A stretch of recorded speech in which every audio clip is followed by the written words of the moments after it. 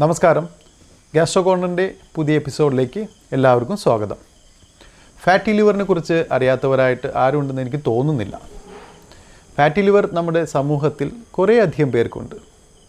പലരും fatty liver ഉള്ളവർ അറിയാത്തവരുണ്ട്, അറിഞ്ഞവർ അത് നെഗ്ലക്റ്റ് ചെയ്ത് നടക്കുന്നവരുണ്ട്. ഞാനൊരു മുന്നത്തെ എപ്പിസോഡിൽ പറഞ്ഞു 80% ഫാറ്റി ലിവറും പ്രശ്നക്കാരല്ല. 20% ഫാറ്റി ലിവർ പ്രശ്നം ഉണ്ടാക്കുക തന്നെ ചെയ്യും. അത് സിറോസിസിലോട്ട് പോകും. ചില അവസരങ്ങളിൽ അത് ക്യാൻസറായിട്ട് വരെ മാറാം. അപ്പോൾ ഫാറ്റി ലിവറിനെ നമ്മൾ കൃത്യമായിട്ട് മനസ്സിലാക്കണം. ഫാറ്റി ലിവർ ഉണ്ടെങ്കിൽ മനസ്സിലാക്കണം, ഇല്ലെങ്കിൽ പിന്നെ കുഴപ്പമില്ല, ഹാപ്പി ആയിട്ടിരിക്കാം.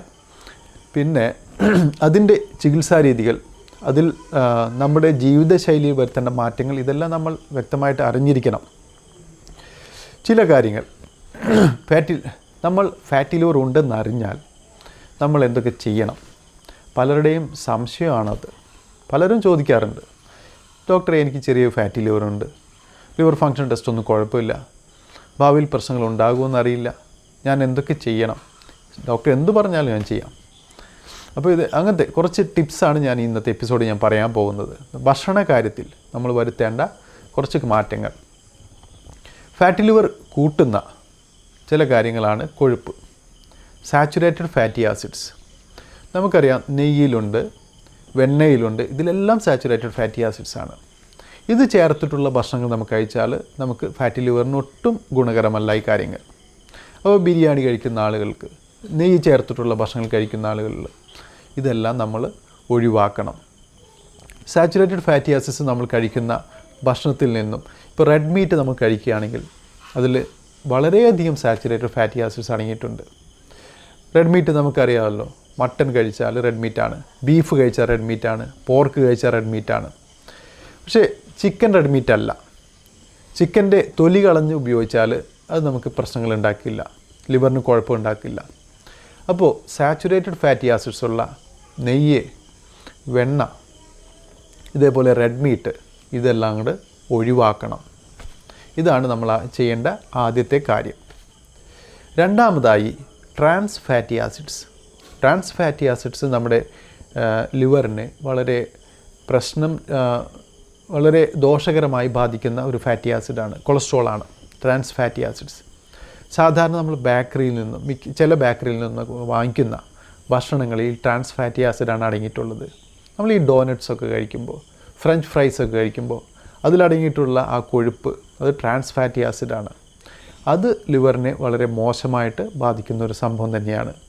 അപ്പോൾ ഇതേപോലത്തെ ഫാസ്റ്റ് ഫുഡ്സും, നമ്മൾ French fries, bakery items, doughnuts, ഇങ്ങനത്തെ ഇതിലെല്ലാം ട്രാൻസ് ഫാറ്റി ആസിഡ് അടങ്ങിയിട്ടുണ്ട്. ഇതെല്ലാം നമ്മൾ ഒഴിവാക്കാനായിട്ട് ശ്രമിക്കണം. അതേപോലെ തന്നെ ഇമ്പോർട്ടൻ്റ് ആയിട്ടുള്ള ഒരു സംവിധാനമാണ് ഈ റിഫൈൻഡ് ആയിട്ടുള്ള കാർബോഹൈഡ്രേറ്റ്സ്, അന്നജം.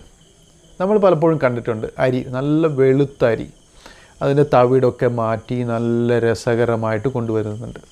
അതുപോലെ തന്നെ ഗോതമ്പ്, തവിടൊന്നുമില്ലാത്ത റിഫൈൻ ചെയ്തിട്ടുള്ള ഗോതമ്പ്, അതുകൊണ്ടുണ്ടാക്കുന്ന ഭക്ഷണങ്ങൾ. ഇങ്ങനെ റിഫൈൻ ചെയ്തിട്ടുള്ള അരിയും ഗോതമ്പും ഫാറ്റി ലിവറിന് ഒട്ടും നല്ലതല്ല. വൈറ്റ് ബ്രെഡ്, പിസ്സ, പാസ്ത, ഇങ്ങനത്തെ സാധനങ്ങളിലൊക്കെ ഇങ്ങനെ റിഫൈൻ ചെയ്തിട്ടുള്ള കാർബോഹൈഡ്രേറ്റ്സ് ആണ് ഉപയോഗിച്ചിട്ടുള്ളത്. ഇതൊക്കെ കഴിച്ചു കഴിഞ്ഞാൽ അത് നമ്മുടെ ഫാറ്റി ലിവറിനെ ദോഷകരമായിട്ട് ബാധിക്കുന്ന കാര്യങ്ങളാണ്, നമ്മൾ ഒഴിവാക്കുക തന്നെ വേണം. അതുപോലെ എടുത്തു പറയേണ്ട വേറൊരു കാര്യമാണ് മദ്യം. ശരിക്കും പറയുന്നത്, സിറോസിസ് ആയിട്ടില്ലെങ്കിൽ വല്ലപ്പോഴൊക്കെ മദ്യം കഴിക്കുന്നതിൽ തെറ്റില്ല എന്നാണ്. പക്ഷേ അത് മദ്യം കഴിക്കുമ്പോൾ എപ്പോഴും ലിവറിനെ ബാധിക്കും. അത് 20 ഗ്രാം അല്ലെങ്കിൽ 30 ഗ്രാം അതിലും കൂടുതൽ കഴിച്ചു കഴിഞ്ഞാൽ, ഫാറ്റി ലിവറുള്ള ആളുകൾ കഴിച്ചു കഴിഞ്ഞാൽ അത് വളരെ ദോഷകരമായി തന്നെ ബാധിക്കും. അപ്പോൾ ഫാറ്റി ലിവർ ഉണ്ടെന്ന് കണ്ടാൽ മദ്യം ഒഴിവാക്കുക തന്നെ ചെയ്യുന്നതാണ് ഏറ്റവും ഉത്തമം. അപ്പോൾ ഇതും ഒന്ന് ഓർമ്മയിൽ വയ്ക്കണം. ഇനി നമുക്ക് എന്തൊക്കെ ഭക്ഷണങ്ങൾ, ഈ ഫാറ്റി ലിവർ കുറയ്ക്കുന്നതിന് വേണ്ടി എന്തൊക്കെ ഭക്ഷണങ്ങൾ കഴിക്കാം, അല്ലെങ്കിൽ എന്തൊക്കെ ഭക്ഷണ രീതിയിൽ മാറ്റം വരുത്താം? നമ്മൾ സാധാരണ 3 നേരം ഭക്ഷണം കഴിക്കുന്ന ആളുകളാണ്. രാവിലെ കഴിക്കും, ഉച്ചയ്ക്ക് കഴിക്കും, രാത്രിയിലും കഴിക്കും. അപ്പോൾ ഇങ്ങനെ ഓരോ പ്രാവശ്യം ഭക്ഷണം കഴിക്കുമ്പോഴും ഒന്നുകിൽ ഭക്ഷണത്തിന് മുന്നോ അല്ലെങ്കിൽ ഭക്ഷണത്തിന് ശേഷമോ ഒരു വെജിറ്റബിൾ അല്ലെങ്കിൽ ഒരു ഫ്രൂട്ട്, ഏതെങ്കിലും ഒരു ഫ്രൂട്ട്, അത് ഭക്ഷണത്തിന് മുന്നോ ശേഷമോ കഴിക്കാനായിട്ട് ശ്രമിക്കുക.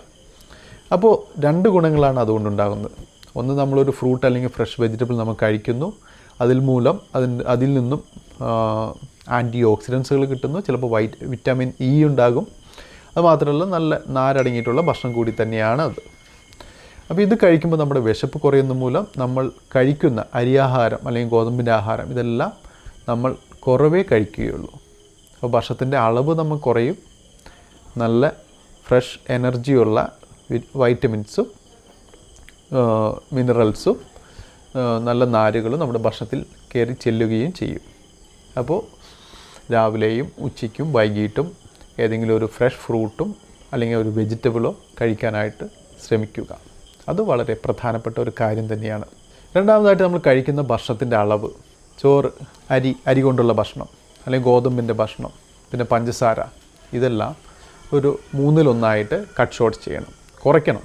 1/3 കുറയ്ക്കണം. ഇച്ചിരി ബുദ്ധിമുട്ട് തന്നെയായിരിക്കും അത്, പക്ഷെ അത് നമ്മൾ കുറച്ചേ തീരൂ. അതും ഫാറ്റി ലിവറിൻ്റെ മാനേജ്മെൻറ്റിൽ വളരെ ഇമ്പോർട്ടൻ്റ് ആണ്. ഇനി വേറെ ഒരു കാര്യം, നമ്മൾക്ക് കാപ്പി, ഫിൽട്ടർ കോഫി അത് കുടിച്ചാൽ ഫാറ്റി ലിവറിന് ഗുണകരമാണെന്ന് പല പഠനങ്ങളിലും തെളിഞ്ഞിട്ടുണ്ട്. അത് കാരണം ദിവസത്തിൽ 2-3 കാപ്പി കുടിക്കുന്നത് ഫാറ്റി ലിവർ കുറയ്ക്കുന്നതിന് വളരെ ഉത്തമമായിരിക്കും. പക്ഷേ ഇതിനകത്ത് പഞ്ചസാര ചേർക്കാതെ ഫിൽട്ടർ കോഫി ആയിട്ട് കുടിക്കുന്നതാണ് ഏറ്റവും ഉത്തമമായിട്ട് കണ്ടെത്തിയിട്ടുള്ളത്. അപ്പം അങ്ങനെ കുടിക്കാനായിട്ട് കഴിവുള്ള ആളുകൾ, പഞ്ചസാര ഒരു തരി പോലും ചേർക്കാതെ കുടിക്കാൻ കഴിവുള്ള ആളുകളാണെങ്കിൽ അങ്ങനെ 2-3 കാപ്പി ദിവസം കുടിക്കാനായിട്ട് ശ്രദ്ധിക്കുക. പിന്നെ ഫാറ്റി ലിവറിനെ വളരെ നന്നായിട്ട് ഗുണം ചെയ്യുന്ന ഭക്ഷണങ്ങളാണ് പയറുവർഗ്ഗങ്ങൾ. അതിനകത്ത് നാരുകൾ അടങ്ങിയിട്ടുണ്ട്, വെജിറ്റബിൾ പ്രോട്ടീൻസ് അടങ്ങിയിട്ടുണ്ട്, നമ്മുടെ വിശപ്പ് കുറയാനുള്ള ഘടകങ്ങൾ അടങ്ങിയിട്ടുണ്ട്. അപ്പോൾ ഈ പയറുവർഗ്ഗങ്ങൾ, കടല പോലെയുള്ള വർഗ്ഗങ്ങൾ അതെല്ലാം ഭക്ഷണത്തിൽ സ്ഥിരമായിട്ട് ഉൾപ്പെടുത്തുക. അതും ഫാറ്റി ലിവർ കുറയ്ക്കാനായിട്ട് വളരെ ഹെൽപ്പ് ചെയ്യുന്ന കാര്യങ്ങളാണ്. ഇനി അടുത്തതായി മത്സ്യം, ചെറിയ ചെറിയ മത്സ്യങ്ങൾ, ആഴക്കടലിലെ മത്സ്യം കഴിക്കാം, ശുദ്ധജല മത്സ്യങ്ങളും കഴിക്കാം. ഈ മത്സ്യങ്ങളിൽ പോളി അൺസാച്ചുറേറ്റഡ് ഫാറ്റി ആസിഡിൽപ്പെട്ട omega-3 ഫാറ്റി ആസിഡ്സ് ധാരാളമായിട്ട് അടങ്ങിയിട്ടുണ്ട്. ഈ omega-3 ഫാറ്റി ആസിഡ്സ് നമ്മുടെ ഫാറ്റി ലിവറിനെ വളരെ ഗുണകരമായിട്ട്, ഫാറ്റി ലിവറിലെ ആ പ്രശ്നങ്ങൾ, ആ ഫൈബ്രോസിസ് എല്ലാം കുറയ്ക്കാൻ വളരെ ഗുണം ചെയ്യുന്ന കാര്യങ്ങളാണ്. അപ്പോൾ നമ്മുടെ നാട്ടിൽ കിട്ടുന്ന അയിലയിൽ omega-3 ഫാറ്റി ആസിഡ് ഉണ്ട്, ചാളയിൽ അടങ്ങിയിട്ടുണ്ട്. അപ്പോൾ ഇതെല്ലാം ധാരാളമായിട്ട് കഴിക്കാൻ ശ്രമിച്ചാൽ ഫാറ്റി ലിവർ നമുക്ക് കുറയ്ക്കാനായിട്ട് കഴിയും. അപ്പോൾ ഈ മത്സ്യങ്ങൾ കറി വെച്ച് വറുക്കാതെ കറി വെച്ച് തന്നെ ഉപയോഗിക്കുക. ധാരാളമായിട്ട് ഇത് നമ്മുടെ ഭക്ഷണത്തിൽ ഉൾപ്പെടുത്തുക. വലിയ മത്സ്യങ്ങളിൽ ഇത്രയും പോളി അൺസാച്ചുറേറ്റഡ് ഫാറ്റി ആസിഡ്സ് അടങ്ങിയിട്ടില്ല. അത് കാരണം ചെറിയ മത്സ്യങ്ങൾ അതായിരിക്കും കൂടുതൽ ഉത്തമം. അടുത്തതായി വാൽനട്ട്, ഒരു നട്ടാണ്, നമുക്കറിയാം. അത് കഴിച്ചു കഴിഞ്ഞാൽ വല്ലപ്പോഴും ആഴ്ചയിൽ 1 കിലോ അല്ലെങ്കിൽ 2 ആഴ്ച കൂടുമ്പോഴൊക്കെയോ വാൽനട്ട് ഒരെണ്ണം വെച്ചോ അല്ലെങ്കിൽ 2 എണ്ണം വെച്ചോ കഴിക്കുക. അതിൽ ഈ പോളി അൺസാച്ചുറേറ്റഡ് ഫാറ്റി ആസിഡ്സും മോണോ അൺസാച്ചുറേറ്റഡ് ഫാറ്റി ആസിഡ്സും നന്നായി അടങ്ങിയിട്ടുണ്ട്.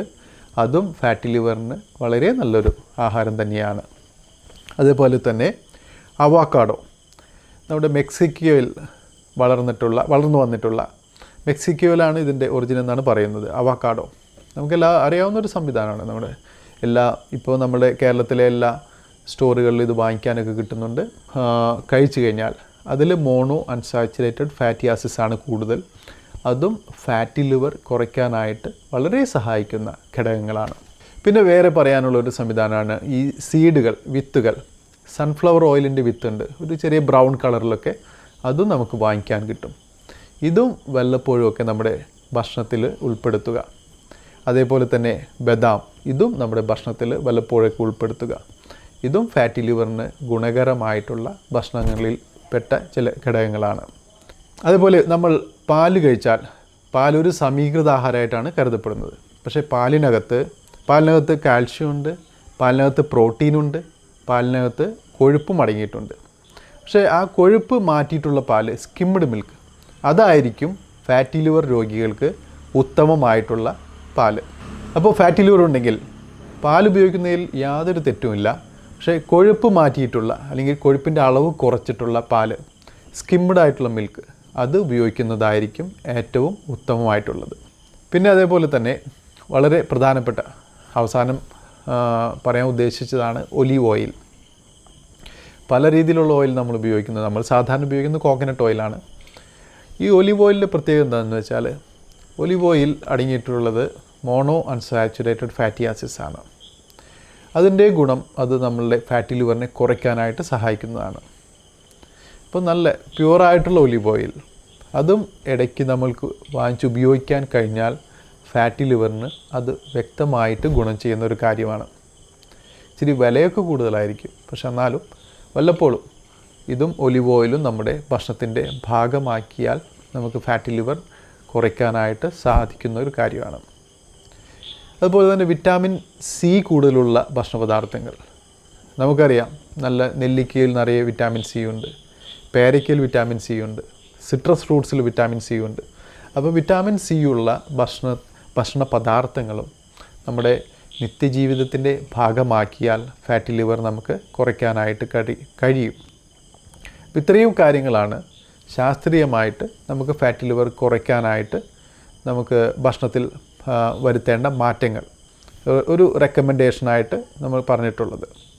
അപ്പോൾ ഈ ഒരു മാറ്റം ഫാറ്റി ലിവർ നിങ്ങൾക്കുണ്ടെങ്കിൽ വരുത്താനായിട്ട് ശ്രമിച്ചാൽ ഒരു 6 മാസം അല്ലെങ്കിൽ ഒരു വർഷം കൊണ്ട് വളരെ ലിവറിലെ ആ ഒരു പ്രവർത്തനത്തിലും ആ ഫാറ്റി ലിവറിൻ്റെ ആ ഒരു കണ്ടീഷനിലും LFTയിലും എല്ലാം നല്ല ഫൈബ്രോസിസിൻ്റെ കാര്യത്തിലായാലും നല്ല വ്യത്യാസങ്ങളുണ്ടാകും. അത് ആക്കാനായിട്ട് ശ്രമിക്കുക. എല്ലാവർക്കും ഈ എപ്പിസോഡ് ഇഷ്ടമായെന്ന് ഞാൻ കരുതുന്നു. എൻ്റെ നന്ദി, നമസ്കാരം.